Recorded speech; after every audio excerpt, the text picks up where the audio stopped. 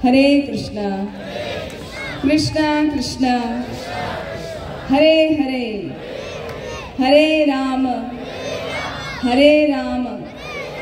राम राम हरे हरे। आप सभी का बहुत बहुत धन्यवाद और स्पेशल धन्यवाद रामकृष्ण प्रभु का और उनकी पूरी टीम का, जो इन्होंने बहुत अच्छे से ये कथा ऑर्गेनाइज की।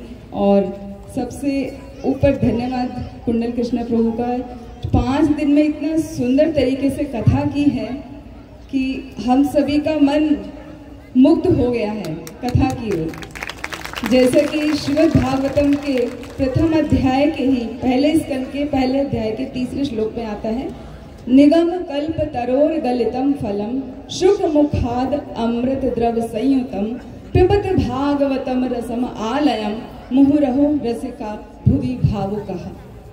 तो उसमें कहा गया है, हे रसिक जनों, इस भागवत के अमृत रस को पियो।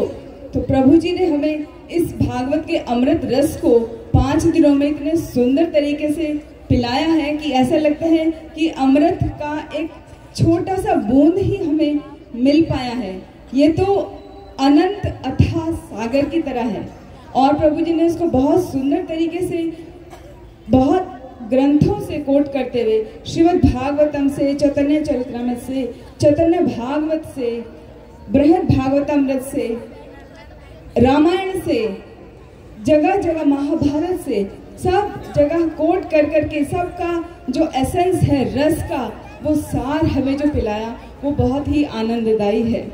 उसके कुछ पॉइंट्स में फिर से बताना चाह रहे हैं, हालांकि प्रभु जी ऑलरेडी सब बता चुके हैं, तो उसके जो कुछ मुख्य पॉइंट हैं वो बताना चाहती हूँ, जिससे आप सभी उनको आत्मसात कर सकें और उसको सार के रूप में ग्रहण करके अपने हृदय में घर लेके जा सकें।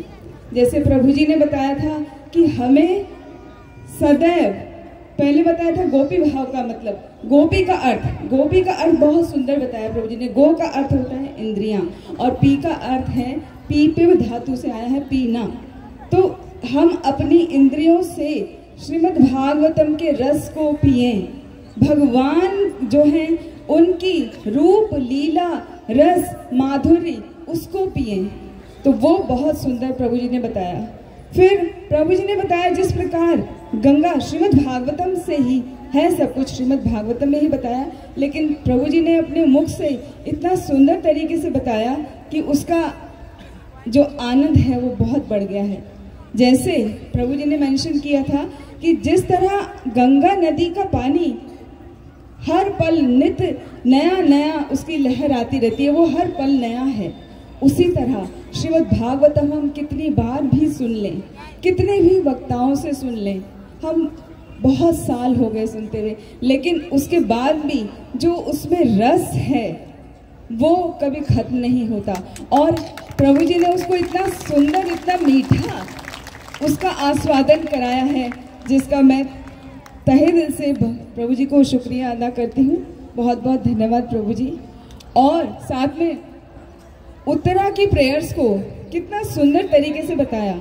मैं खुद भागवत कथा करती हूँ, ऑनलाइन भक्त मेरे साथ जुड़े हैं, लेकिन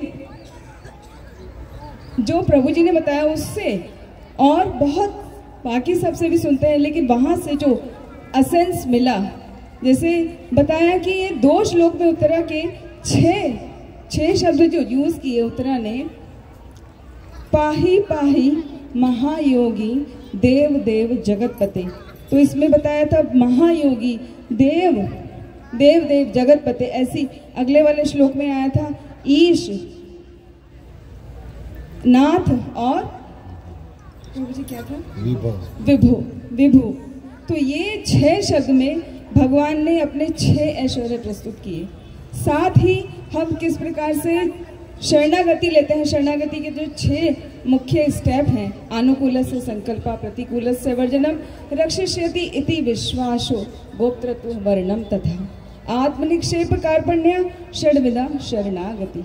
तो उसमें उत्तरा के संदेश से प्रभु जी ने बहुत अच्छे से मेंशन किया, और खासकर कुंती महारानी का उदाहरण देते हुए बताया कि दैन्यता और कार्पण्यता कितना इम्पोर्टेंट है।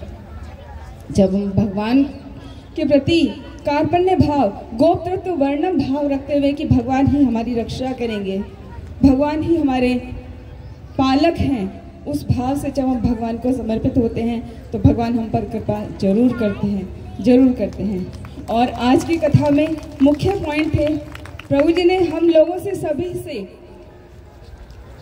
वरदान के तौर पे आहुति मांगी कि आप अपनी इन चीज़ों का आहुति करिए। वो थे अभिमान, आलस और आदत।